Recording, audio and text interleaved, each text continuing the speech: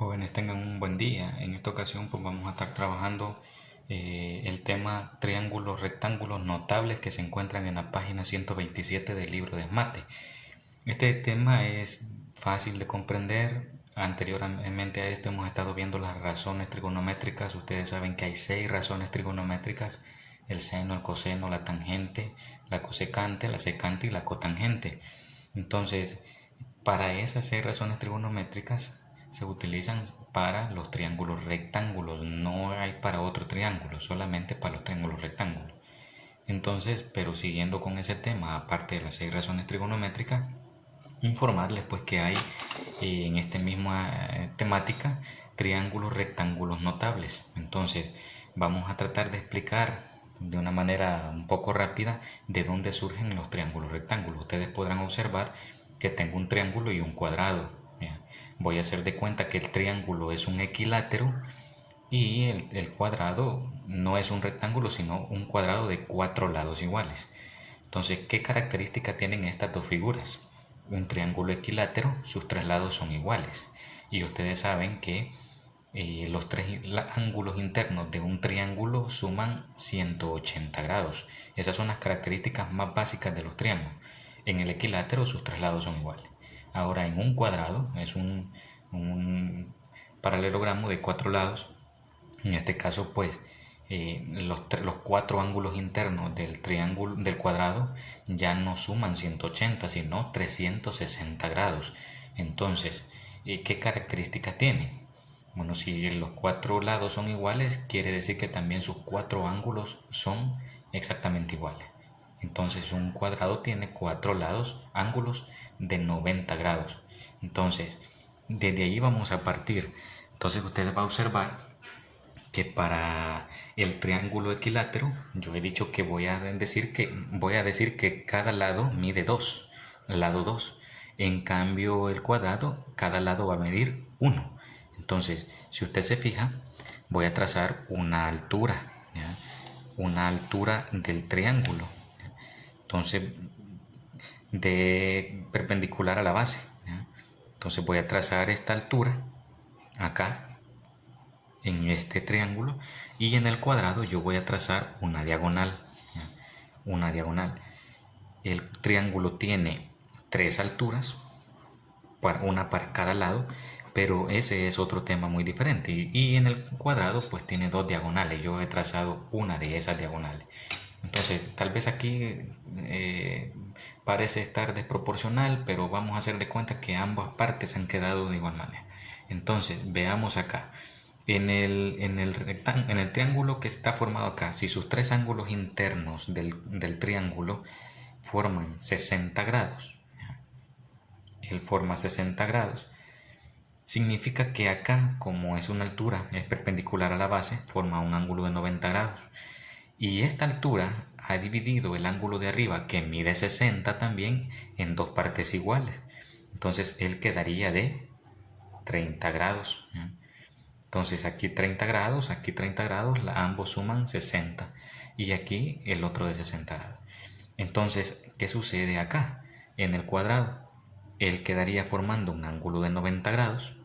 Y aquí, este ángulo de acá, como era de 90 pero la diagonal ha subdividido en partes iguales, este ángulo de aquí quedaría formando un ángulo de 45 grados y por ende también este es uno de 45 grados. ¿Ya?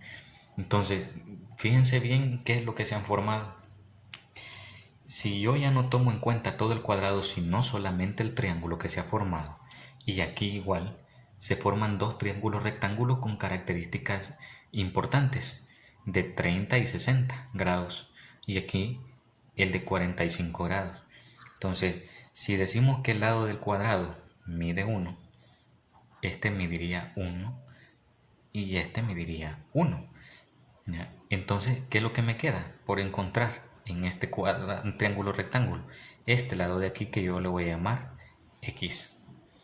Y aquí, si él medía 2 completo y la altura dividió en 2 partes iguales, significa que él mide 1. ¿Ya? Él mediría 1, o sea, desde este punto para acá mediría 1 y de este punto para acá mediría 1. Entonces, este lado de acá mide 2. Mide 2 porque a él no lo he dividido en nada. Y desconozco su altura, que yo le voy a llamar h. Entonces, desde allí vamos a partir. Entonces, fíjense muy bien qué es lo que continúa. Lo que se ha formado son dos triángulos.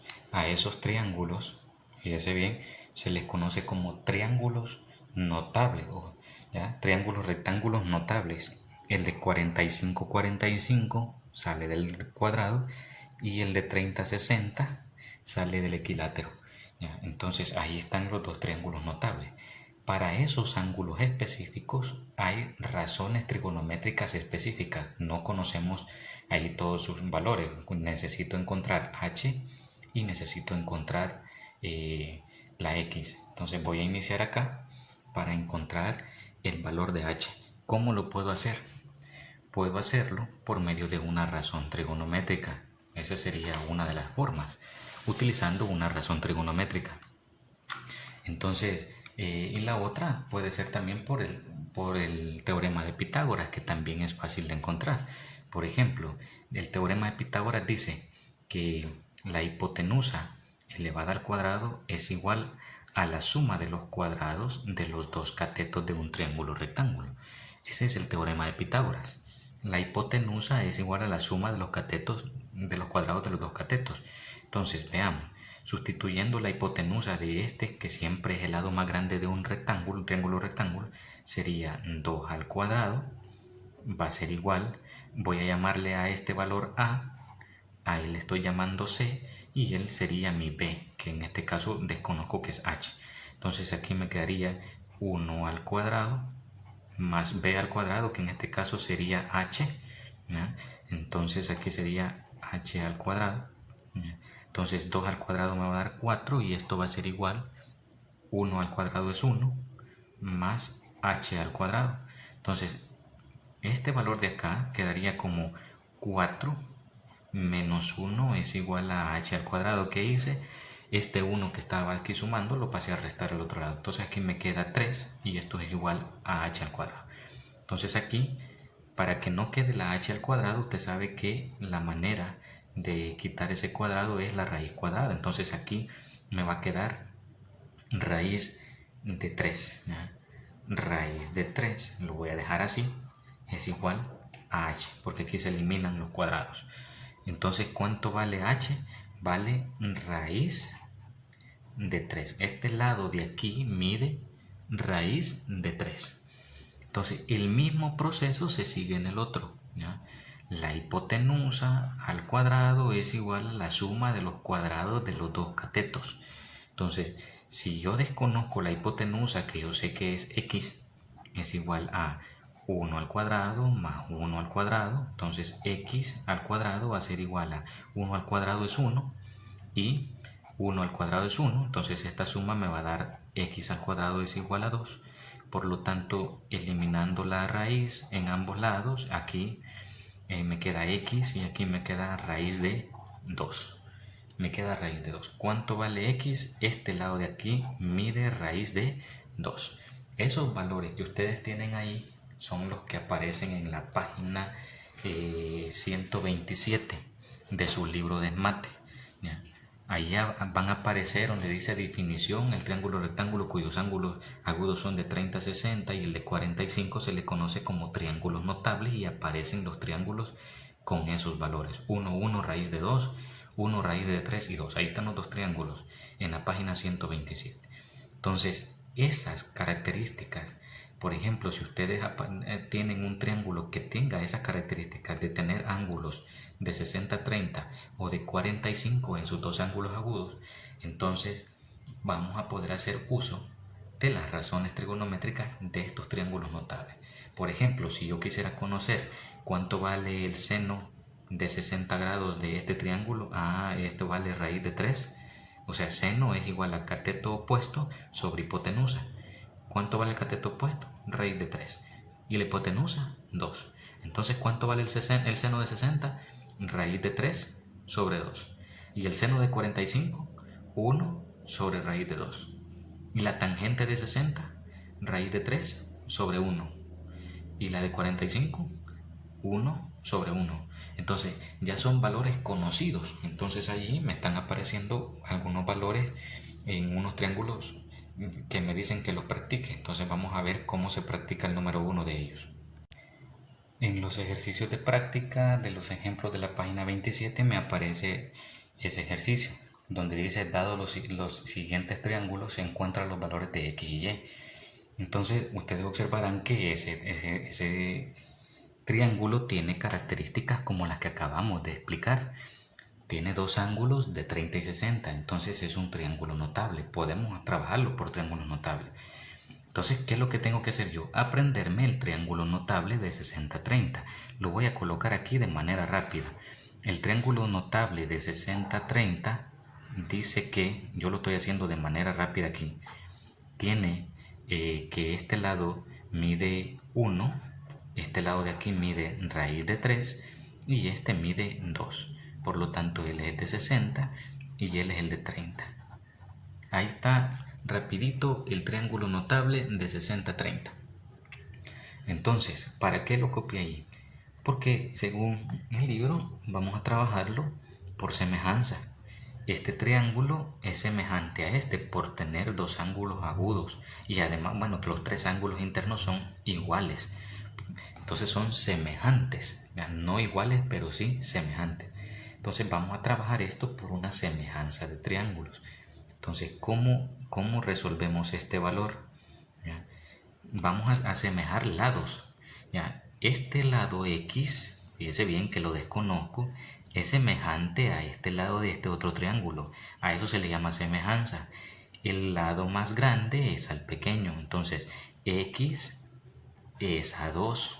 Vea, lo que se ha formado es una razón. ¿Ya? X es a 2. Como, ya no lo voy a decir es igual, sino como. ¿Ya? Como. Ahí podemos asemejar otro lado que ya conozco. Vamos a ver como 3 es a 1. Como este lado de aquí es a este. ¿Me están comprendiendo? X es a 2, como 3 es a 1. ¿Ya? ¿Qué es lo que intento hacer? Que entre los 4 valores que he formado aquí me quede nada más una incógnita. Entonces relaciono dos valores donde solo desconozca uno y en la otra razón donde ya conozca los dos. Entonces esto es una igualdad fraccionaria. Entonces lo que tengo que hacer yo es despejar. Este 1 está dividiendo, puedo pasar a multiplicarlo. Entonces me quedaría x multiplicado por 1 va a ser igual. Este 2 está dividiendo, pasa a multiplicar. Como 3, este valor está dividiendo, es por 2. Entonces, x por 1 me da x y 3 por 2 me da 6. Y allí tengo ya el valor que vale x. X vale 6. Ahora, vamos a encontrar y. Entonces, ¿cómo sería el de y? Igual, y es a raíz de 3. Vamos encontrando el otro valor. Y es a la raíz de 3. Como, ¿ya? Ahí podemos utilizar la misma razón. Como 3 es a 1. 3 es a 1. Entonces, despejando, me quedaría y multiplicada por 1, porque está dividiendo, pasa a multiplicar, y este que está dividiendo pasa hacia multiplicar. Como 3 es a la raíz de 3. ¿Ya? Entonces, usted se fija que y por 1 me va a dar y 3 por la raíz de 3, aquí lo dejo expresado como 3 multiplicado por la raíz de 3. Y ahí está. ¿Cuánto vale él? Él vale 3 raíz de 3. Ahí está. Entonces, así se resuelven esos ejercicios y eso es lo que vamos a trabajar en la página 27, ¿ya? En la página 27 y en la página 28 donde están los ejercicios que vamos a resolver esta semana. Así que esta es la clase de esta semana. Pasen un buen día.